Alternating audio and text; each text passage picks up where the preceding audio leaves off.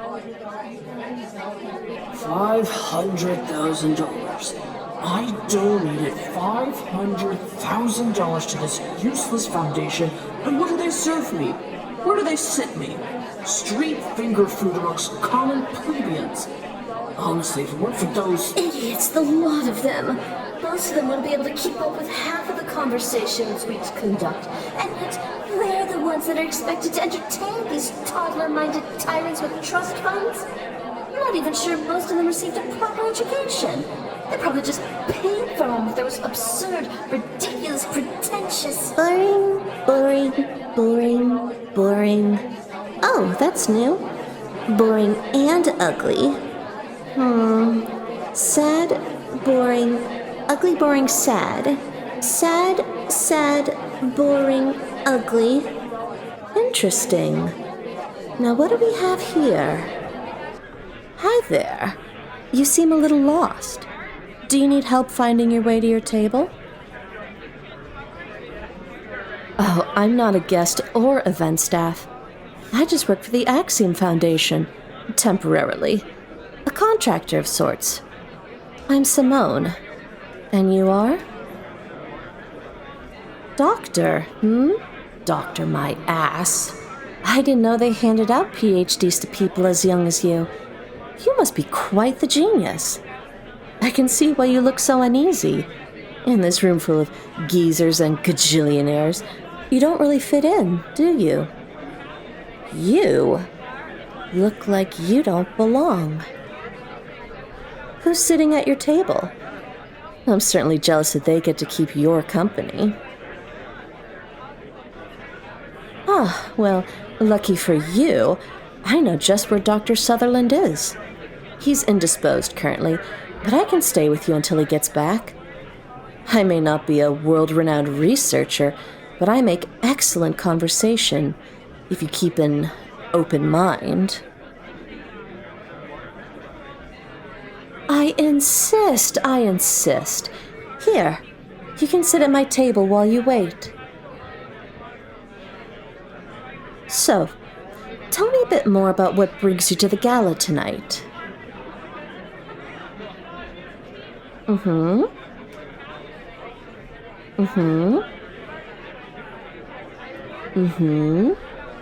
Liar. And can you expound on that project the Foundation's been working on that's caught your interest?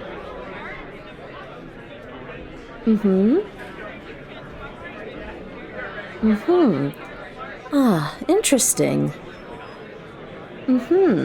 Bullshit. And can you tell me when, exactly, the Institute caught wind of Sutherland's experimental bomb? Gotcha. Oh, let's not do that. I really don't want to make a scene right now. That's your job, isn't it? After your little friend locates the project in about, 10 minutes as planned? One word from me, and I'll activate the security protocol we have in place for just this occasion. Sure, you might be able to get away, but that friend of yours will tragically be trapped in the lower levels. You don't want that, do you? Trick question. I already know you don't. Let's try to keep things civil, Doctor. I just want to talk. Make a couple of inquiries. For starters, let me ask you about... Wait. There we are. Much better. It's a lot easier to sift through your mind when it's nice and quiet. Oops. Sorry. That was an inside head thought. But you still would have been able to hear it, wouldn't you? Let's try this again. Who leaked intel to the Institute about Sutherland? Tell me a bit more about your plans for after this party.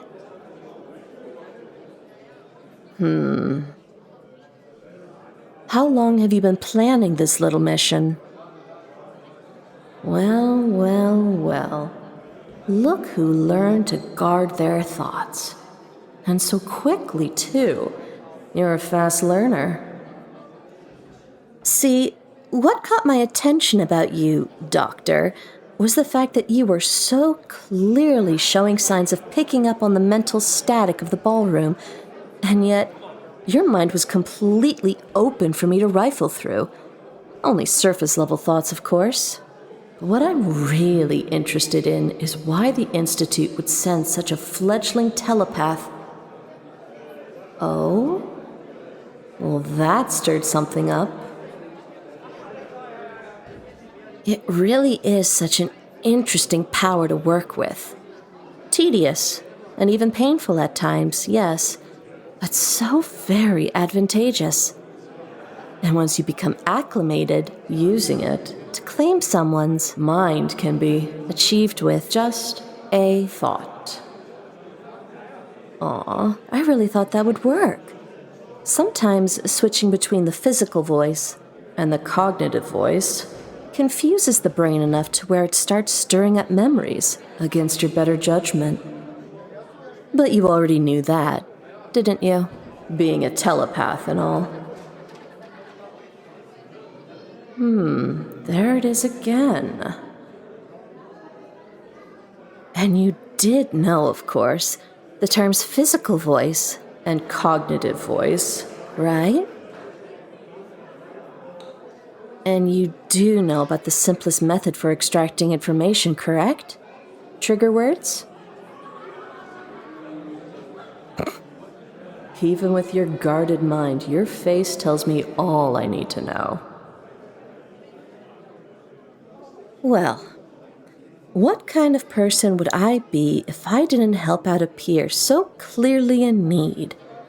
See, so far, your trigger words have been Institute, Foundation, Experiment, Mission, Bomb, Sutherland, Telepath. Telepath. Telepath. Here it is. Let the floodgates open. Let's see. Assignments? Boring. Briefing? Already know that. Training montage? Yada yada yada. Details. Mission details. Oof, that is an unfortunate photo of Sutherland. And a surprisingly in-depth profile on the Foundation. How? Sources. Give me sources. Huh. This memory is particularly volatile. What the hell is a dune? Whoa. Slow down, Doctor. Control yourself. Control yourself. Get a grip. What even was all that? That was the most chaotic stream of memories I've ever dug up. I could barely process them all. Dune.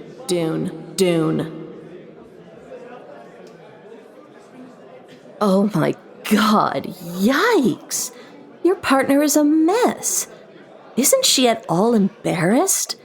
The gushing, the freaking out, What the hell was that thing with the apple juice and that sock thing? Doesn't she know you can hear her? And why, of all people, are you two paired together? Why would the Institute send a transmuter and a telepath? A telepath. Dune. Institute. Telepath. Dune.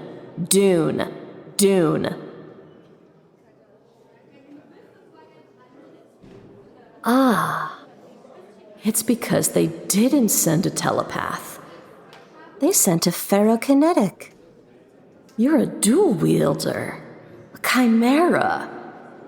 An abomination with two powers. Well, this is interesting. And exciting for once. That explains why you don't know anything about your powers. You haven't trained them at all. You're suppressing them, hiding your true self from everyone, even your partner. But you can't hide from me. As much fun as this is, and even though I am so very intrigued, I'll unfortunately have to cut our little conversation short today. What? I did say one word from me and I'll activate the security protocol.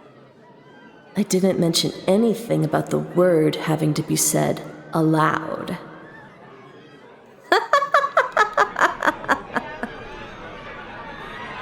That's your cue to rescue her, you know. You wouldn't want to leave Dune in the...